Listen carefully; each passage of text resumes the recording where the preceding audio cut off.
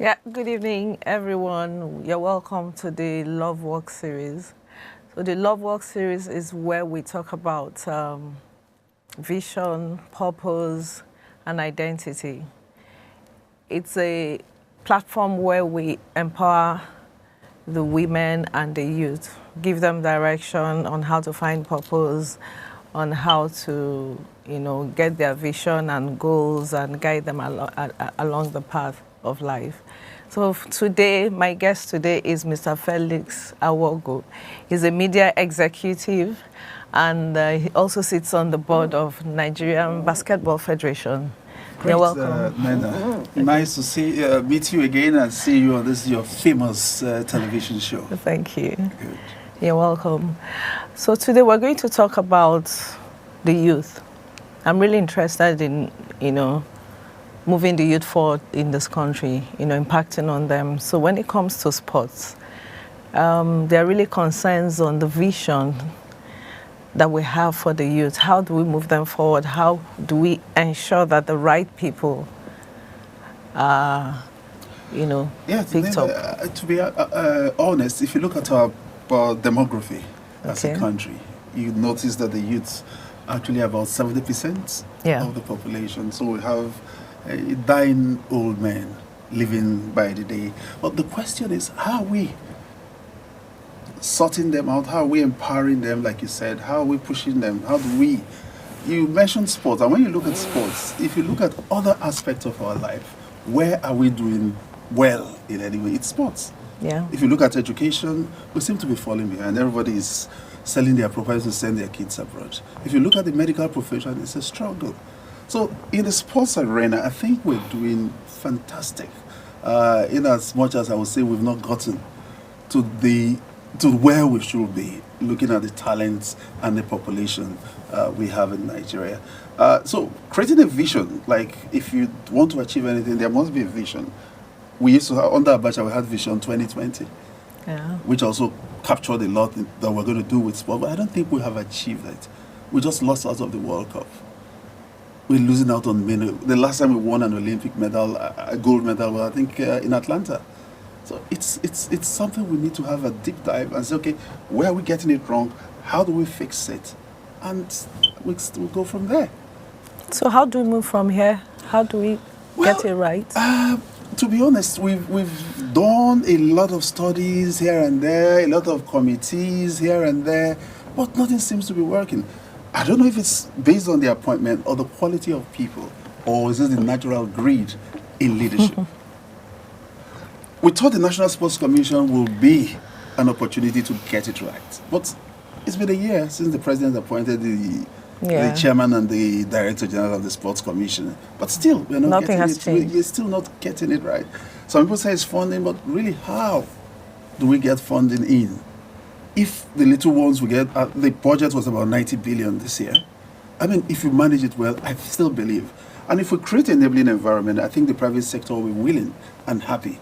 I think that's the word that is missing, the enabling environment. Yes, but how do we create an enabling environment? Why don't we bring the youth into the space? Well, you see, life, like I say, is turn by turn.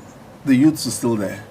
Administrators are mostly retired athletes or administrators who have gone to school and all that. But the youth, of course, they're there. They are great. We have a lot of athletes, especially our youth in diaspora. Currently, they are the saving grace for Nigeria. Because drive around Lagos. How many play facilities do you have? You are in Lekki Phase 1, go around. Where do kids play? So my own philosophy is beyond just winning laurels. It's also about the children playing sports. Because if you play sports, you are saving on medicals. A lot of children are becoming diabetic at very young age. And why is it happening? Because they don't have anywhere to express themselves.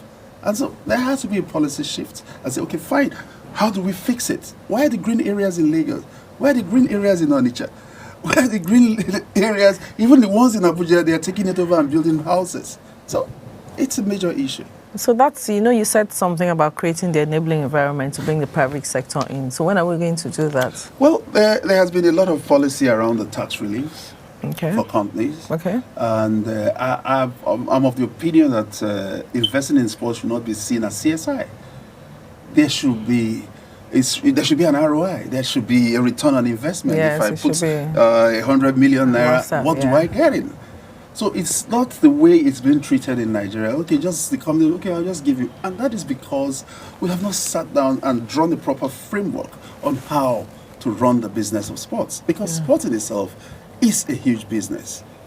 If you look at countries like America and the rest of the world, I'll give you an instance. The NBA generates in excess of about $80 billion a year. The English Premier League paid taxes in excess of about £4 billion to the British government. Forgotten that Margaret Thatcher many years ago gave £200 million to start off the league. I think he gave it to Lord Denning then, who started up the brainframe, the framework that built up the EPL to what it is today. The Nigerian league is suffering. So these are some of the areas I think we should look at if we're going to be investing. But like we said, for the private sector to come in, we have to have the right framework. Yeah, I think so that their money is never lost. I think it's that trust and the framework that's lacking. It's a big problem because I was in sports. I was a sprinter. Yeah, sports, And I remember that we went for the sports festival in Port Harcourt, Rivers State. That was Rivers. I don't remember. I think Rivers 89 or something. And it was an under-19 sports festival. Okay. We had prepared for years. We were so sure. At the opening ceremony was declared open. The international athletes came and collected all the medals. So, I mean, for me, I was going to build a career in sports. But that day I made a decision. I said, no, I'm not gonna I don't trust the system. So there's a lack of trust in the system. Even the people, private sector that wants to invest, what's the guarantee that, Well, I think the truth is that for us to be safe, we need to find a way of engaging our youths. I look at the insecurity, especially in the Northeast and what have you, and you see those pictures, they are young kids, 15, 16-year-old kids. And that is because, one, we have not educated these children, and it's a huge problem. We owe a duty to our children. I think education itself should be a human right. It's a human right. We owe a duty to educate those kids. And if we don't educate them, we're all at risk. And some of the best form of education is sports.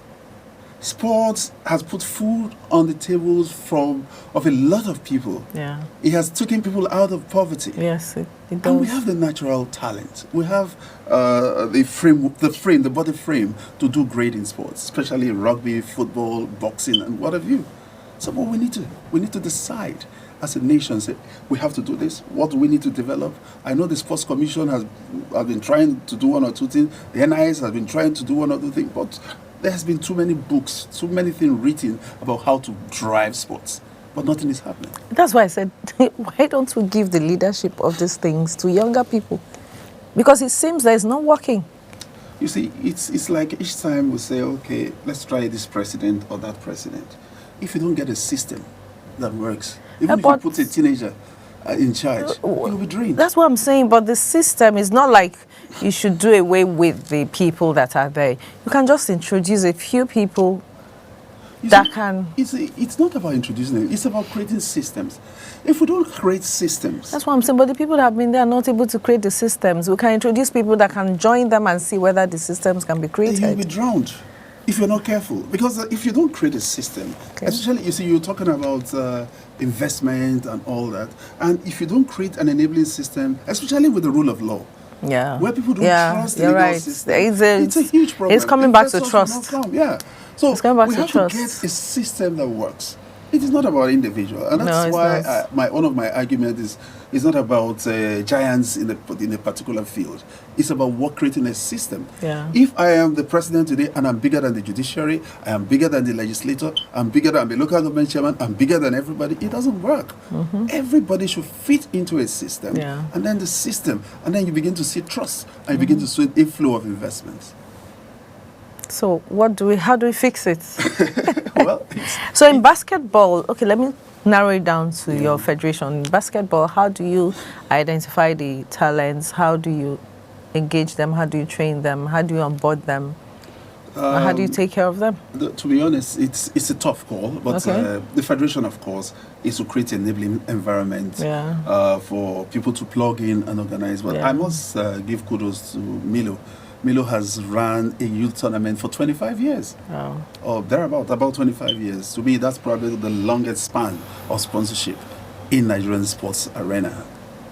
And then we have a few people here and there, but again, I'm of the opinion that if you don't get the school sports right, it starts from the school sports, between the Sports Commission and the Federal Ministry of Education, likewise in the Sports Commissions in state and the State Ministries for Education, that puts a framework for inter-house sports for schools.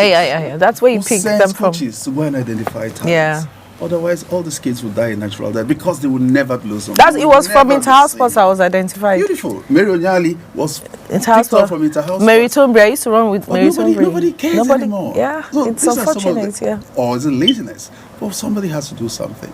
We have to go back. I don't believe, I'm one of those that don't believe in the past. Otherwise, God would have put one eyes at their back. So Can't be looking back, We have to look forward. It looks like all our glory days are in the past. But I think we should have vision, like your program is all about the vision. Vision is in front. Let's see how we can grow it. Okay. All right. Thank you for coming on the program today. So we look forward. We'll do a follow-up program to see where we're going to take it from there. Absolutely. Thank you very much. Thank you very much. Great pleasure to be here. Okay. Bye.